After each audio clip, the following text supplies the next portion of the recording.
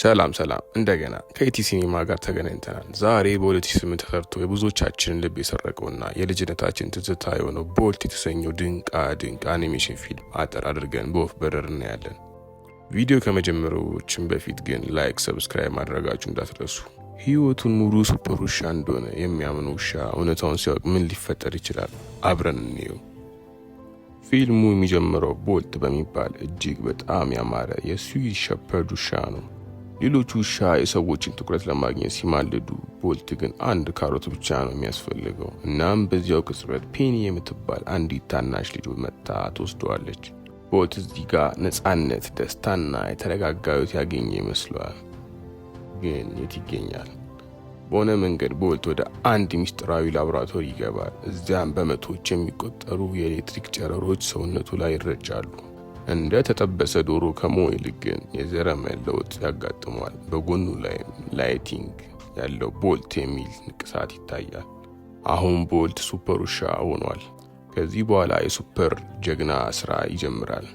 ቦልትና ባለቤቱ ፔኒ በህንፃ ጣሪያ ላይ ሆኑ በከፍተኛ ቴክኖሎጂ በቢኖክላር ጠላቶቻቸውን ይከታተላሉ። ፔኒ ሁለት ክፉ ሰዎች ታያለች። አንደኛው ሰማያዊ አይን ያለው ድመት በጀርባው ያዘለ ሲሆን፣ ሌላኛው ደግሞ በፀጉር የተሸፈነ ነው። ዓላማቸው የታገተውን ሳይንቲስት ለማዳን ነው። ከጠላቶቻቸው አንዱ ቢራ ለመግዛት ወርታች ሲወርድ፣ ፔኒ እና ቦልት አጋጣሚውን ተጠቅመው ይከታተሉታል። ነገር ግን አስገራሚው ነገር ወጥመድ ነበር። ጥቁር መኪና በፍጥነት ወደ እነሱ ይመጣል። ይሄ ቦልት ጉልበቱን የሚያሳይበት ጊዜ ነው። ሱፐር ውሻ ወደ መኪናው በሙሉ ኃይሉ ሮጦ በጭንቅላቱ ሲመታው መኪናው እንደ ፕላስቲክ መጫወቻ ይሰባበራል። ትጥቃቸውን የፈቱት ጠላቶች ግን መረጃ መስጠት እምቢ ይላሉ። ቦልትም ሰውየውን ከመኪናው አውጥቶ ከድልድይ ስር በማንጠልጠል ትናገራለህ ወይስ አትናገርም ይለዋል። መረጃ ከማግኘት በፊት ግን 3 የጦር ሄሊኮፕተሮችና በርከት ያሉ የታጣቂ ሞተር ሳይክሎች ይከቧቸዋል። ፔኒ በስኩተሯ ስትበላሽ፣ ቦልት ደግሞ በገመድ ተስቦ እንደ ሰሌድ ውሻ በፍጥነት ይሮጣል። ግድግዳዎችን በደረት ይሰብራል። ከጠላቶቹ አንዱ የእሳት ቦምብ ወደ ነዳጅ መኪና ሲወረውር፣ ቦልት ህዝቡን ለማዳን ቦምቡን ይዞ ይሮጣል። ሄሊኮፕተሮች ሊተኩሱበት ሲሉ ቦልት ዞር ብሎ ሌዘሩን ይተኩሳል። አላስፈላጊ ወጪ የለም። በአይኑ ብቻ ሄሊኮፕተር አየር ላይ ያፈነደዋል። በመጨረሻም ጠላቶቹ በሺ ሆነው ሲከቧቸው ፔኒ ያንን አድርገው ትለዋለች። ቦልት ትልቅ ትንፋሽ ወደ ውስጥ ስቦ ታላቁን የድምፅ ጩኸት ያሰማል። የመንገዱን አስፋልት ተፈንቅሎ ጠላቶች በሙሉ ይበተናሉ። ሁሉንም ካሸነፉ በኋላ ፔኒ ካሜራውን አውጥታ ከቦልት ጋር ፎቶ ትነሳለች። ፌስቡክ ላይ ለጥፋ ላይክ ለማግኘት ይመስላል። እናም እዚህ ጋ ነው ትልቁ ቦምብ የሚፈነዳው። ይህ ሁሉ አስደናቂ ድርጊት የፊልም ቀረጻ ነበር። ምስኪኑ ቦልት ግን ይህን አያውቅም። እሱ በምድር ላይ ያለ እውነተኛ ሱፐር ውሻ እንደሆነ ያምናል። ፔኒ ለሱ በጣም ታዝናለች። እባካችሁ እውነተኛ ህይወት ይኑር ብላ ዳይሬክተሩን ብትለምነው፣ ክፉ ዳይሬክተር ግን እውነቱን ካወቀ ይሸሸናል፣ ይበላሻል ብሎ እንቢ ይላል። አንድ ቀን በቀረጻ ወቅት ፔኒ በፊልሙ ስክሪፕት መሰረት ትጠለፋለች። ቦልት በካጃ ውስጥ ታስሮ ስለነበረ እሷን ለማዳን ሲታገል በአጋጣሚ ከቀረጻ ስቱዲዮ ወጥቶ በፎም ሳጥን ውስጥ ይወድቃል። ሳጥኑ ተሽጦ ወደ ኒውዮርክ ይላካል። ቦልት ሲነቃ አሁን ኃይል ያለው ይመስሏል። ነገር ግን በጥረት ላይ ሲጋጭ ፊቱ ያብጣል። ኮንቴነር ላይ ሲዘል መሬት ላይ ይወድቃል።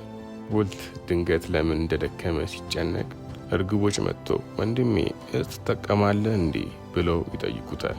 ቦልት ፔኒ በሰማያዊ አይኑ ሰው እንደተጠለፈች ሲነግራቸው እርግቦቹ ሁኔታውን ተጠቅሞ ወደ ሜንቲስ ወደምትባል የጎዳና ድመት ያመሩታል። ቦልት የሜንቲስ የጠላት ሰላይ መስለው ከድልድይ ላይ ያንጠለጥሉታል። በመንገድ ላይ ራይኖ የሚባል የቦልት ቁጥር 1 አድናቂ የሆነ ሃምስተር ያገኛሉ።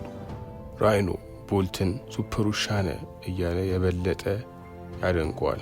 በጉዟቸው ወቅት ቦልትን ከእንስሳት ቁጥጥር ቡድን ይያዛል። ራይኖ እና ሜንቲስ በግሩም ሁኔታ ያድኑታል።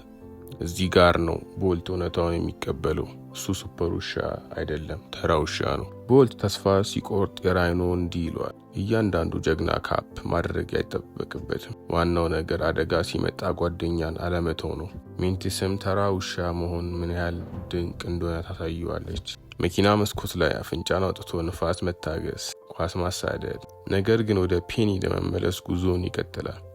ሜንቲስ ሰዎች ይረሷል ይክዱሃል ብላ ልታስር ቀረው ብትሞክርም ቦልት ግን የፔኒን ፍቅር ያምናል። ቦልት በመጨረሻ ሆሊውድ ይደርሳል። ነገር ግን ስቱዲዮ ሲደርስ የሚያየው ነገር ልቡን ይሰብሯል። ፔኒ ሌላ እሱን የሚመስል ውሻ አቅፋ ታያለች። ልቡ የተሰበረው ቦልት እየተከዘ ሲወጣ በስቱዲዮ ውስጥ በእውነተኛ ሁኔታ እሳት ይነሳል። ፔኒ በጭስ ታፈና እሳት ውስጥ ትቀራለች። ያለምንም ማመንታት ወደ እሳቱ ህንፃ ውስጥ ይሮጣል። ህንፃው እየተናደ ነው።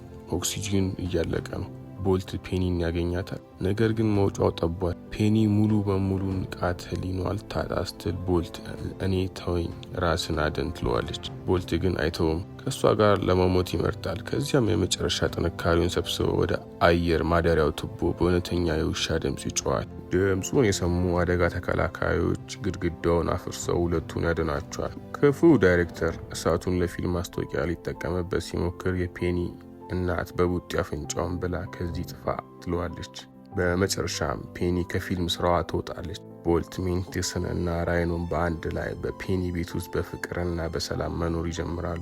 ቦልት ሱፐር ኃይል ባይኖረውም ለፔኒ ግን ሁልጊዜ እውነተኛ ሱፐር ጀግና ነው። ቪዲዮን ከወደዳችሁት ላይክ እና ሰብስክራይብ ማድረጋችሁ እንዳትረሱ። ቀጣይ የትኛውን ፊልም እንዳቀርብላችሁ ትፈልጋላችሁ? ኮሜንት ላይ ጻፉልኝ። ኢቲ ሲኔማ ነበርን። ደህና ሁኑ።